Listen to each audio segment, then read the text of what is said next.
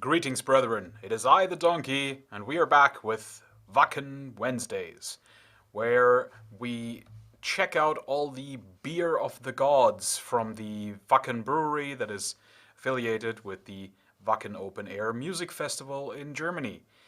Last week, we looked at Heimdall's Willkommen, the fake braggot, which was just a mixed drink of beer and mead. This week, an actual proper beer, and it is Freya, which is a Frühjahrsbock, so that would be a spring bock.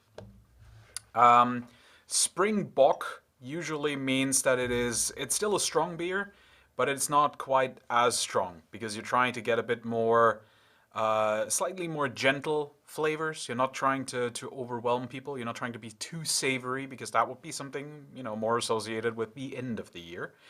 So this is going to be, I would guess, a little bit lighter. Probably, maybe also a little bit more fizzy, but we'll see how we get on. Also, I think I forgot to mention this last time, but I actually chose to do them in a very specific order, or at least the first couple of ones, because I think something that people don't realize about the Norse gods is that they're not just the Norse gods, they're also the Germanic gods. And depending on where these Germanic tribes were, they actually sometimes worshipped different ones of these gods. They didn't all have the same pantheon, or they didn't all value every god the same within the pantheon, and or sometimes had specific, focuses of gods that they worshipped.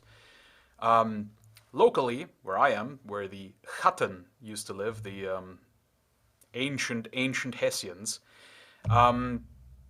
their three main gods, well, let's call them four, were Heimdall, which locally would be called Gulintani. Then Freya, not really a thing in mainland Germanic mythology, but Freya is, which is the counterpart to Frigg in Norse mythology. So I thought, Freya would work fine because it's kind of the same thing. It's just that in the more regional folklore, Frigg and Freya, as in Freya, are the same thing.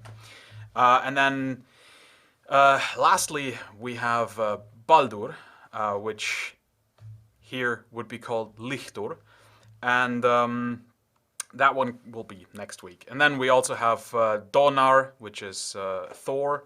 That's the last one, and the last main one. And then we'll talk about all the other beers. But today we shall go for this one, and let's see what it's like. So, okay, it does smell kind of gentle for a bock. Let's see what we can get out of this. Hey, I was really good at that because it threatened to go above the glass, but it did not. Come on, let's get the last few drops in there. There we go. Oh! Okay, I screwed up anyway. We're fine. All right, so I'm gonna have to have a proper taste now. Oh, also, as you can see, I still haven't gotten a backlight, sadly, so it's still not quite as good. But you can see sort of on the side, it's not as dark as the other box that I had last time, that I had in the German Beer Week. It's a bit more ale looking, and it's also slightly more. It's a bit cloudy, I would say, which that's fine. And yeah. I keep saying it's ale looking, and I know there's lots of different kinds of ales, but what I mean by that is just the general appearance of a sort of a standard British pint of like brown ale, right? That's what I associate with that. So anyway.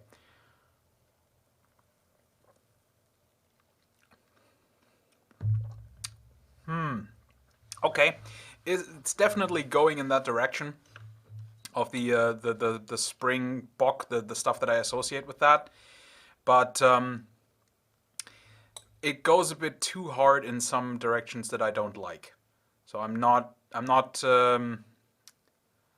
on first taste, I'm not too fond of this. It's a bit, it's on the sweet and sour side, which is not a kind of beer that I like a lot. Which would also be why I don't like IPAs very much, because they also go in that direction, and then they're, very, very hoppy. It's also quite hoppy, which I don't mind necessarily, but it does have, there's too much of a tang to it. It's quite sour, and it's refreshing. I don't mind it for that, but it does go a little bit too far toward the sour side of things, and it doesn't quite have enough. At least for my palate, it's not savory enough. It almost has something of a cider to it.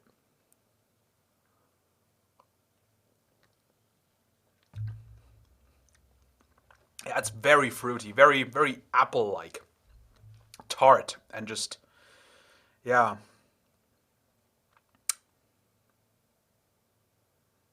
Mm,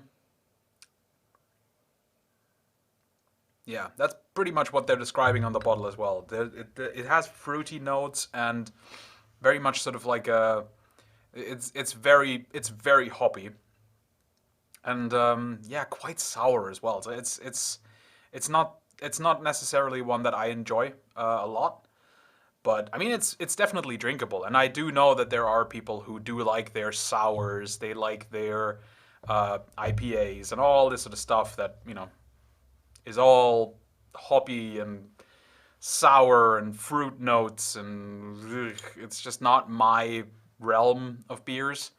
Um, but yeah, I mean, for what it is, it's definitely nice. It's just I wouldn't get it again because it's not my kind of thing.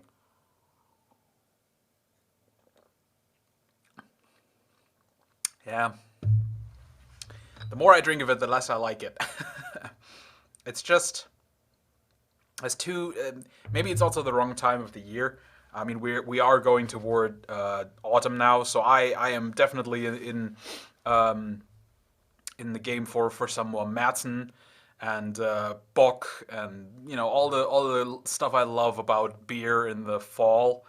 And this is very much sort of a spring beer, but even then, I don't think I would get this over just a regular uh, pale lager or pilsner. I probably would still even prefer just a wintry kind of bock in the spring, because yeah, it's just the the acidity and all that. There's too much. It's too sour.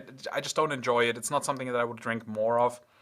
Um, but if you do enjoy your sour beers and um, you know things that are a bit more aggressive and that you maybe don't want to drink too much of, and you just want it for the enjoyment, and you like that sort of cideriness to an IPA or beers like that, then you would definitely enjoy this. So if you ever find yourself at Wacken Open Air, which if you're ever in Germany around the time, I think I think it is sometime soon now, but I didn't go this year because COVID restrictions, and I just didn't want to bother. But if you ever find yourself in the late summer in Germany, going to Wacken Open Air is one of the cooler things you can do, because you'll see a lot of really, really fun metal and hard rock bands, and you'll see Germans going very, very insane. There's lots of beer, usually, and it's always terrible weather, which is great because it turns the whole thing into a mud battle. It's awesome.